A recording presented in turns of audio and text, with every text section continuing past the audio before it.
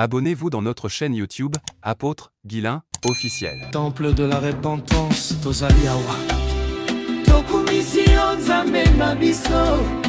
Lokumu nyonso epai na yo Yesu. Seko na seko. Alléluia. Merci apôtre Guilain Vangu. Merci maman Nadine Vangu. Pour les œuvres magnifiques que vous accomplissez dans la maison du Seigneur. Tété à son nom, c'est l'Éternel, et désormais tu es saint, l'honneur et la gloire, t'appartient à jamais, tu es saint. Tu es saint, chantons sainteté à son nom, Saint, l'Éternel, désormais tu es saint, l'honneur et la gloire,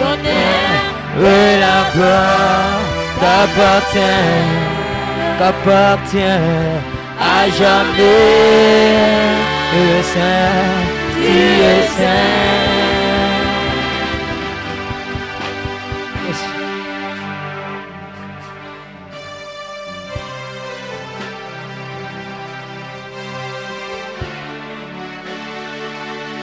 Yes. Fongolam Nicolo Asola Lola Tomona kembo na yo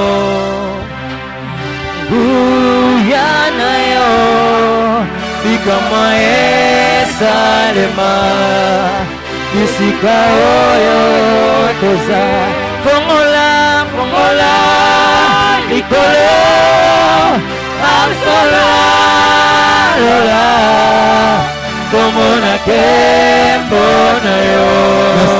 Merci. Guyana yo Moesa lema Bisika oyo toza. Merci. Amen.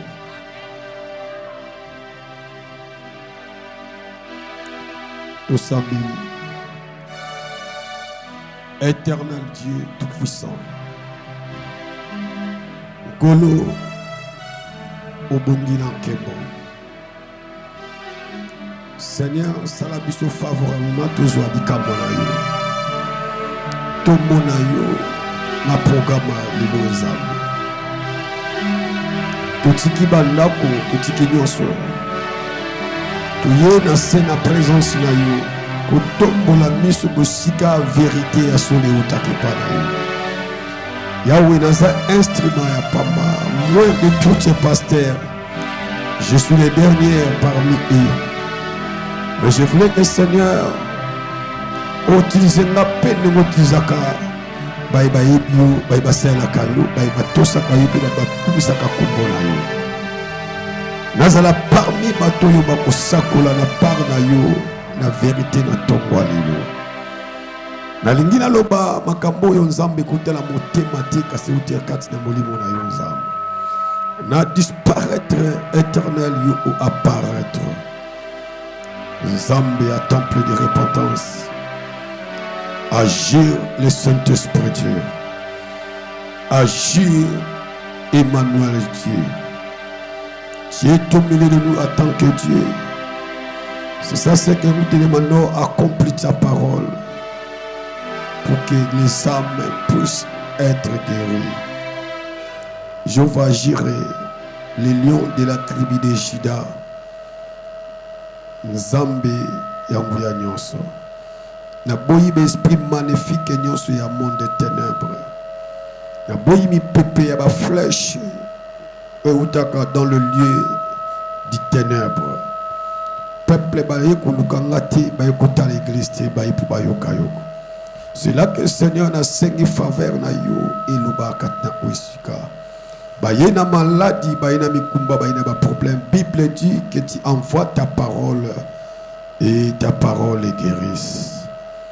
Nyonso bakoyoka et réconforter ba âme eza kobiba, réconforter ba esprit où eza faible, réconforter ba nyonso bazana kati fight ya ko vivre.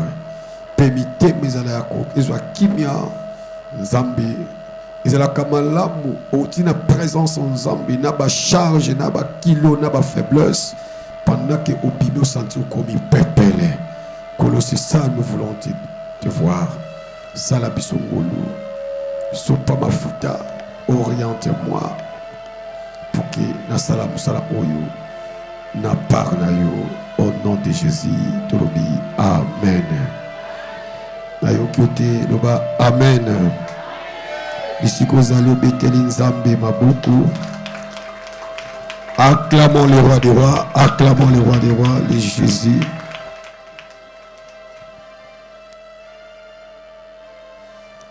Rapidement, sans plus tarder, tout ce soit Moukanana.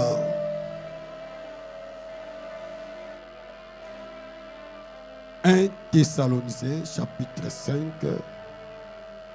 les versets 14 ou 15e verset. 14, 15.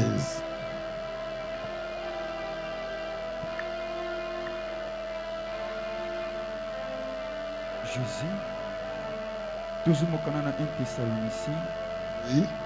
le chapitre 5, Verset 14 ou 15e verset. je lis au nom du Seigneur. Bandela. Jésus, je lis au nom du Seigneur Jésus-Christ. Nous vous prions aussi, To bondeli bino boye. frères, Ndeko mwasi. avertissez ceux qui vivent dans le désordre. Boyebisa na batoyo bazotambola alimate. Consolez ceux qui sont abattus. Bo pesa esengo na ba oyo baza kolela. Supportez le faible. Bolendisa ba tope baza ya kolemba. Usez de patience envers tous. Bozala na komikitisa pe bolingo bino na bino. Prenez garde que personne ne rendra à l'autrui des mal pour le mal. Bozala ekenge ke moto moko te azongisa mabe na mabe. Mais poursuivez toujours le bien. Pardon?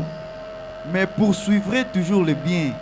Bolanda toujours nzela ya malamu. Soit entre vous, Kati na bino soit envers tous. pe pona ba misusu. C'est la parole du Seigneur. Beta maboko pe ovandi na kombo na Yesu.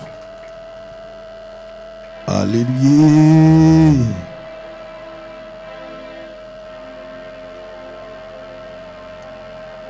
Amen. Amen.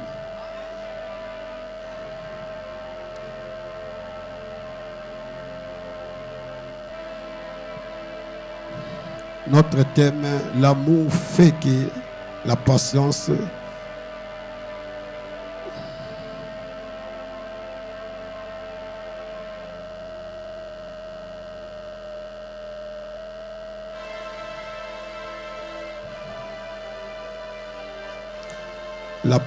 d'agir dans la vie chrétienne.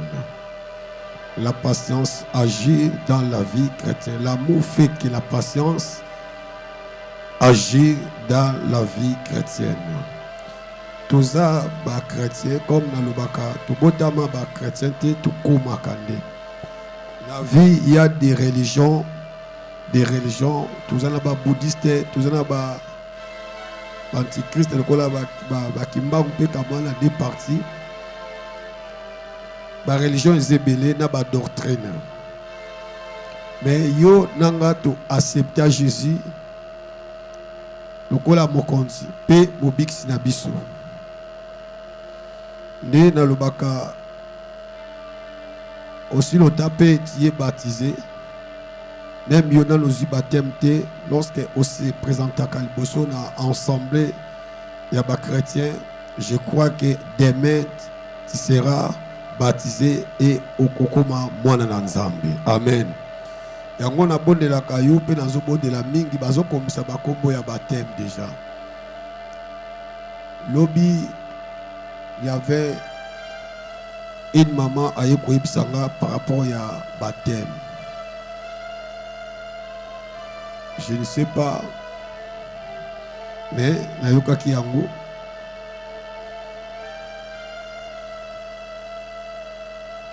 ils ont des programmes aussi, tout le Bela Kiyango, tout ça là-bas. Ils ont fait communiquer pour Nayango. Ata, aux autres baptêmes, il y a catholique. On peut changer baptême. Voilà. Baptême, il y a litanga, il y a piscine, pas na biso. Nenge Bible, na biso le Bela biso pour tous les chrétiens pour la Bible. Amen. Vrai baptême, ils ont baptême, nous l'enge Christ est azwaki baptême. Nous sommes des chrétiens. Nous ne sommes pas des musulmans. Nous ne sommes pas sur la religion. Bible le bito landa oyo tata na biso asalaki. Alléluia. Ya longole le compte la zone. Longola ba moko na mona ngo suste. Yokinga na atala nzela asuna mona na peto. Alléluia.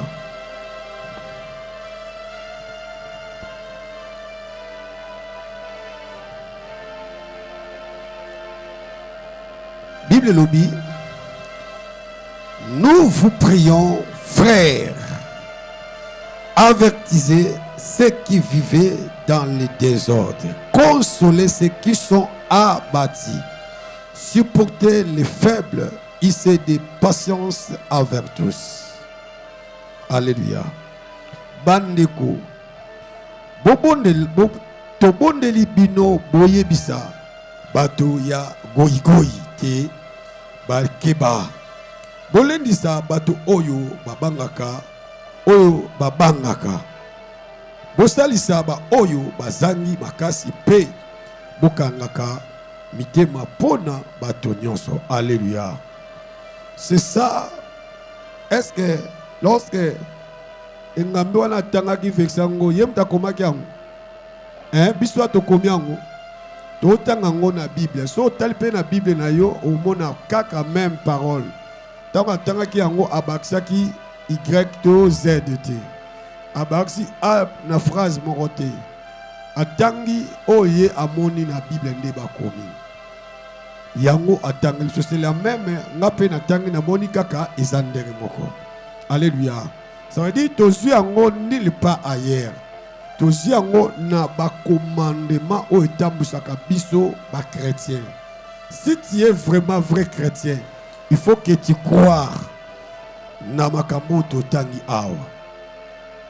Or, Bible lobeli, les trois types, les trois genres dans la vie chrétienne. La Bible dit la rancune, les rancunes ou la rancune. Rancune ezalaka eloko moko ya mabe nakati na bala na nzambe. Rancune. Un chrétien ne peut pas avoir des rancunes envers les autres.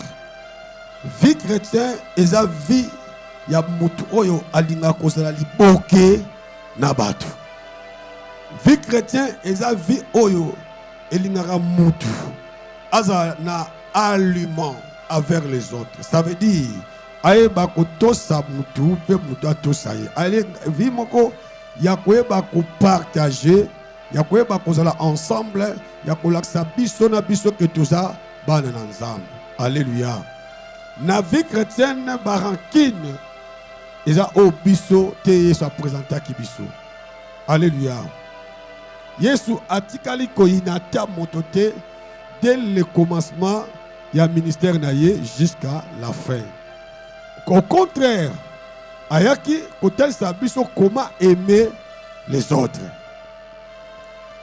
Pendant que les pharisiens bazo fingayi pour les œuvres que Dieu lui a données, les pharisiens bazo finga bazo tsola bazo sekayi. Bazo mekaye pour bako essayer toujours na makambo ya mabe. Jésus ne savait que oyo eza mutambu. Jésus ne savait que oyo bazo mekanga. Jésus savait que nenge baye wana baye po bayoka malobo nazoloba te. Baye po batukanga. Il ne savait, mais jamais na kati ya motema Yesu abimisaki akomaki na motema ya koyina ba pharisien. Atika koyina ba Yuda te, malgré azwe ba pensée na bango parce qu'il est Dieu. Azwe ba objectif na bango ba olongola banda ki ba koma bisika ya zali. Azwe ba makanti na bango bazo sala pona ye. Il sait que bazo se comploter pour ba longole na mokili. Il sait que baza mobiliser pour ba bomaye, mais n'a jamais un jour à côté la kanda pour yina bango to abana ko yina bango ata basa et ata ko makamba osa eza na cause atika ko yina bango te. Il se fait laisser toujours ba finga kaye ba tchola kaye ba critique kaye avandi baso mabe pona ye ya avandi asote akabatu koto ba farse bazo yima ye pela la santé aso blasphémer azandoki azasa ye asoka bango, mais il continue toujours de prêcher la parole de Dieu. C'est ça la vie que nous pouvons suivre. Si nous sommes les chrétiens, là où tu étais haï, rejeté, la question de batouana le modèle yozali, la question modèle yoza, même na milia bateau balinga kansambete, même na milia bateau bayinayo, même na milia bateau ba comploter pour babomayo. L'hôtel que tu es chrétien, n'agis pas comme eux. Yo testa bango oza différent na bango. Pendant bango bazo yina yo même sans cause. Yo koki ko yina bango te. Parce que ko yina eza misala na diable. Moto yina kamoninga asa la semence diabolique. Tu kana yebisa yo. Si tu as cette semence, comment tu vaincras dans la vie de prière? Comment? Même tu fais des jeûnes 100 jours, 300 jours. Ce que ça na motema ko yina ya barancune na motema na yo. Quoi, moi, tes gènes sont fausses et qu'on produit et le côté résultat pas l'ensemble. Pour que ma prière n'a yo chrétien et ça l'a exaucé. Il faut que première chose la Bible nous demande dans Isaïe 53 ou 54, la Bible dit il faut premièrement de libérer les captifs qu'on avait. Quels sont les captifs? Batoto kangela bakanda, batoto yina. Il faut baser la libre. Je crois que si on comprend le solo, c'est que la moto manayo, ce que la moto yo ina, moto yo koko kota la barankine Coca-Cola bisi to mona te yebaka osana prison na kati ya moto manayo oyo kota ba amabatu. Dis-moi la main là bien. Cela Esaïe nous demande, faut qu'elle soit libérée. Faut que tu libéré dans le bateau to kanga, na mitemo to jira. Ngana olinga ete. Ngana solana ete. Nasona solution loba la musa papa loba c'est que ça moi no ya même tes sorciers ya famille vous avez toi ko yina ba honte. Alléluia. La Bible dit ne gardez pas rancune avec les autres. Okoiko kanga kanda ya baninga la motema te. Rancune eza eloko mabe eza eloko moko zo faire jouer beaucoup de chrétiens dans cette terre. Parce que la Bible a dit, tout le monde a kanzambe physiquement. Si nous voyons Dieu, ça veut dire, toi tu présentes Dieu dans ma vie. Ce qui n'a yinyo, c'est que n'a yini nzam. Quoi, moi, lorsque n'a yini moto, n'a zala ba haine na ye, n'a zala ba quantité ma be, pour que na salle la lobby, comment ma prière et que ça l'a exaucé. Les rancunes. Je suis dans le domaine des rancunes. Il y a aussi des chrétiens qui sont bambasu. A toute la question, nangana jena kaboué, nangana sala kamosanzam. Je suis un intercesseur, je suis un pasteur, je suis un adorateur. Nasambe la kana respecta nyoso ndeni mbasu zwinga. Oui. Est-ce que tango kena kula na jena ba retraite d'église, utala kama botika nandako. Alléluia. Ko kansate ndeko la ko kauka ba panzi na ba karo église awa. Ne bisiko bisanga que non tu es vrai chrétien non. Le vrai chrétien c'est être de bon cœur. Osana mutema malamu. C'est ça qui signifie que tu es vrai chrétien. Ozoya kolala l'église na ba jeune na ba retraite. Tu viens prier Dieu mais le Dieu que tu pries tu lui connais pas. Tu ne connais pas. Oye piété. Mais oya ka kolala. Pour que Nanya réponde, premièrement, il faut sacrifier vie na ba jeune na ba retraite à makasi. commençons première de laisser la rancune. D'abandonner la rancune. La rancune aux alango, tika yango nanu. Okoresi bambasu, okoresi bampese, okoresi maladi kilu. Même les malaria boutou pesali. On occupé nganga boakeli yo. Pourquoi? À côté katina amoni osambelaka. Peut-être au début, avant de commencer, mais dans un premier temps, oui, au tikinzam, au kangelin de kokana, au comme la rancune en tel, bisika koya ko profiter à semer malade. Même le pasteur, beaucoup ba kufa bongo. Le jour qu'a connaître les soumunanda connaître ton église, ton la mutumoko sataya bomier. Faites attention, la rancune, et c'est loko et so kaboula batuna ba ensemble. Oh, dis-moi l'amen bien. Alléluia. Na oyo kaka miko oyo babafle oyo nani aza Simba di aza